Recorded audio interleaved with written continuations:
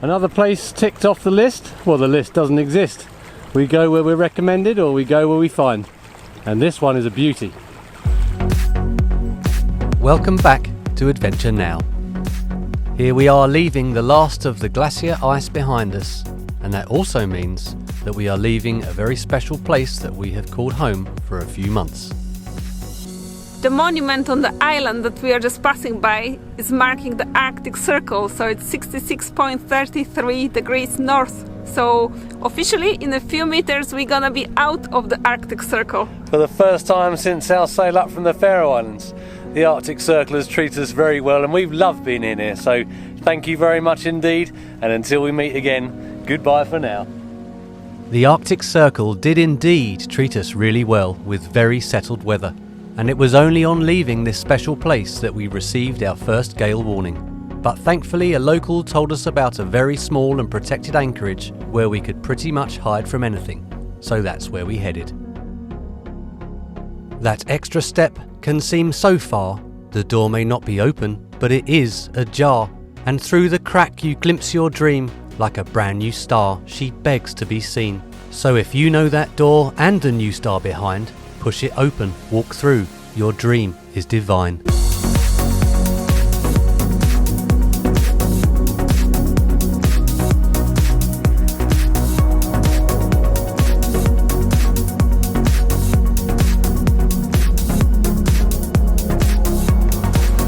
So we think this area is what they call Helgeland, and it's an incredible maze of thousands of islands. It really is a remarkable place, and when you look at the navionics, it's incredibly complicated.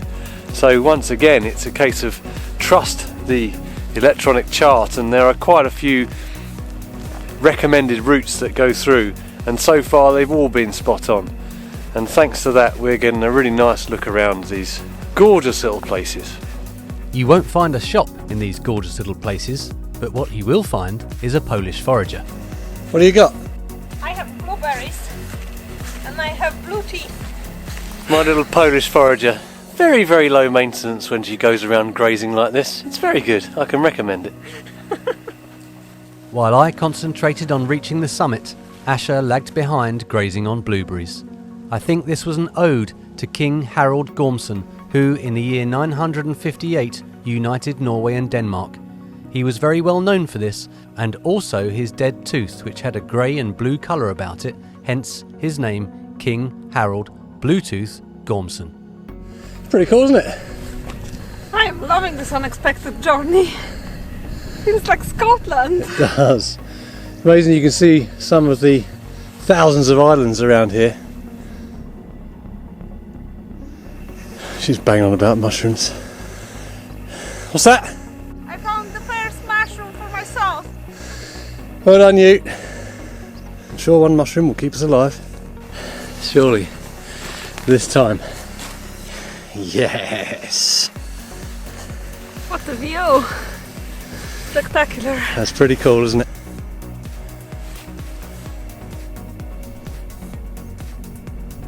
Now it's time for dinner, cosy on down, and film night. Well, we would be having film night if someone got a move on. Hello! Hi! In your own time? Of course, in my time, not your time.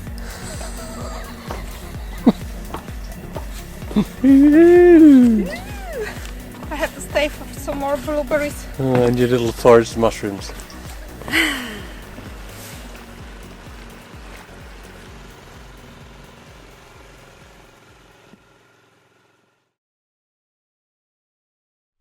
Norwegian summer seems to be over. Very, very rainy, and we've got a gale blowing through. It's a boat play day today. The gale is blowing through and we have a lot of rain, but thanks to that we have full tanks of water, and now I'm looking for the footage with orcas on the way back from Svalbard. We sheltered in here from the gale for 7 days, allowing us plenty of time to reflect. Now I remember the 9 to 5 and hectic lifestyle that allows so little time for contemplation. But I was once told that the waters will never calm if you keep trying to iron them flat. The only thing you can do is to sit back and allow them to calm around you. That's when the challenges of life start to make a little more sense. So if you can find the time, sitting in quiet contemplation is a fine way to spend it.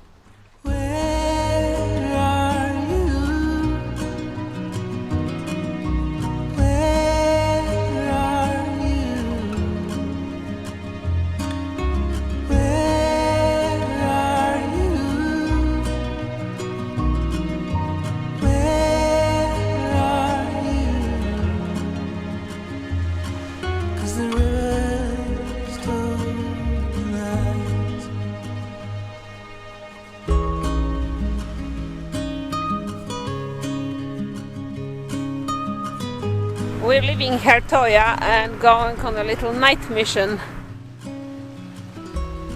Our journey from North Norway further down into the south had revealed a seemingly endless and stunning coastline, although as we got further south, the increase in shipping indicated that we were approaching the more populated areas. Sometimes light is breaking through, but my blinded eyes can't reveal an illusion. I've definitely hooked into the biggest fish I've ever had on the line. Took it from 60 metres down. We're in this narrow fjord, and I thought, well, if there's fish here, they're going to be concentrating this small part, and this is certainly feels big by my standards anyway. Well, I just lost the biggest fish of my fishing career, and that's why I was a bit too heavy-handed on it, I guess, and opened the hook up, and there you go. So, lucky fish. Vegetarian stir fry for dinner. Where are you? Where are you? The depth has dramatically decreased from what we had before we entered this area, and here we have areas of 1.5 meters, so we have to avoid them, and of course we have to avoid the little islands.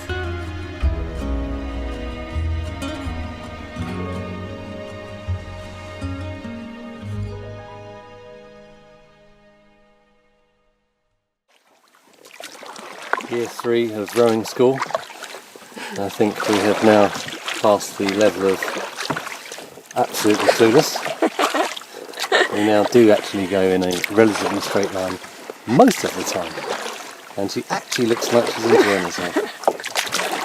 I am. I wonder how beautiful she looked when she was new and someone's pride. She's got a gorgeous, gorgeous stern. I bet she was pretty as a picture. Anyway, what we are trying to achieve with the rowing here really is we saw a seal, and I think that if we row instead of motor, the seal will come out of curiosity to have a look. I'll tell you how to row. I think so. Once again, there's something beautiful in dereliction. Why is that, Miss Krasuska? Do you know? It's the beginning of something new. Creation and destruction. It's fascinating how the weed grow on the bottom of this boat. There you are, creation and destruction. That's what Poland says it's all about. I'm inclined to agree. It's actually Vedas, not Poland, but thank you.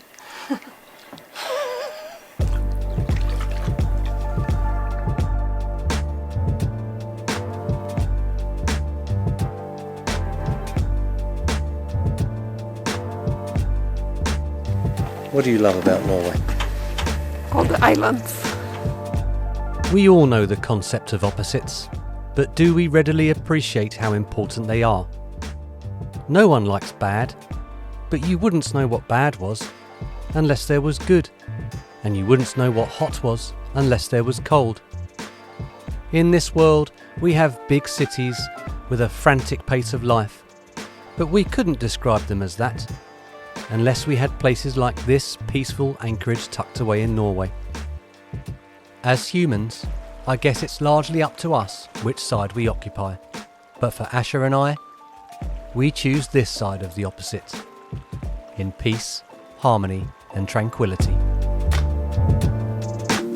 We had a peaceful couple of nights in this beautiful anchorage, but there are northerly winds on the way, so we are leaving today and making a hop towards Ålesund. So probably we'll make about 100 nautical miles. Off we go!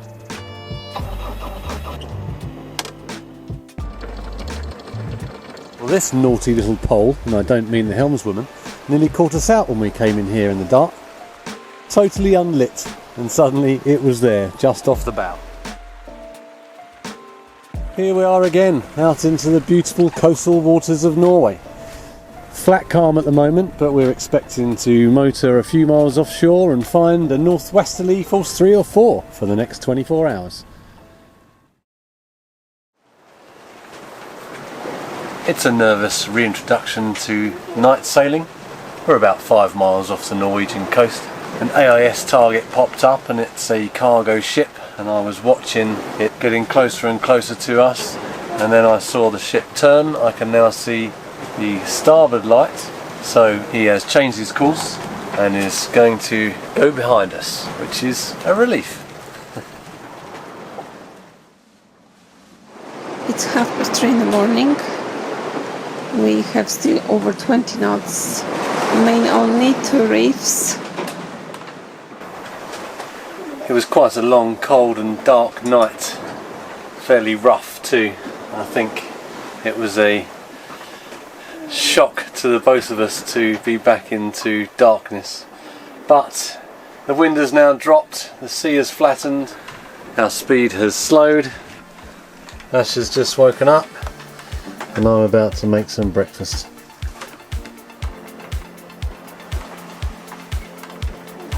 A very tough passage from Hjartøya to Bad.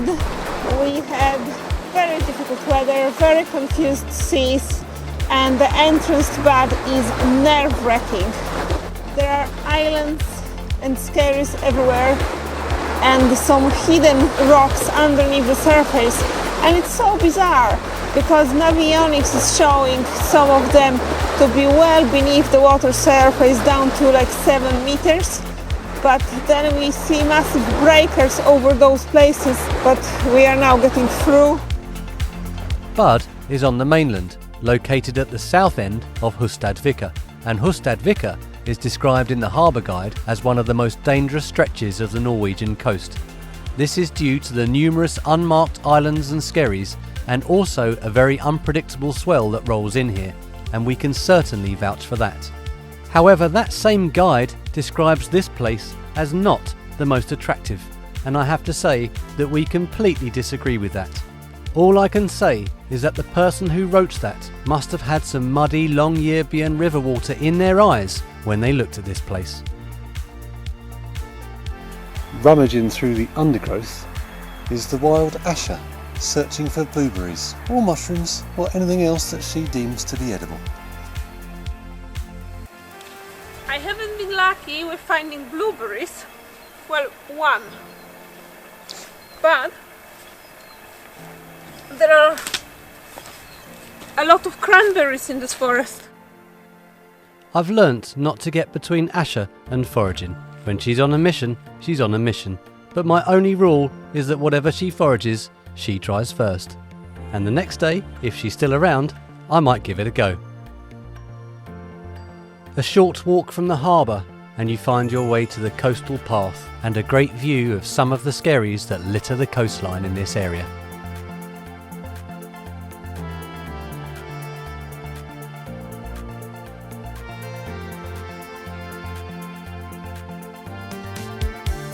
Yes, this is yet another gorgeous corner of Norway that we were free to roam around and enjoy.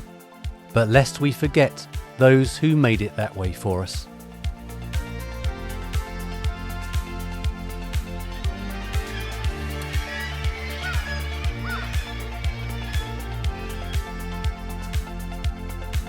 As has become normal for us in this transient life of ours, we love and then we leave.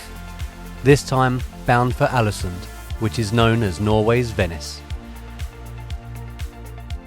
Thank you very much for watching this episode of Adventure Now. We really hope you have enjoyed it, and if so, please join us next time as we explore Ålesund and then move further south as our time in Norway comes to a close. Altor out. Bit of World War II art. Lovely. Timeless.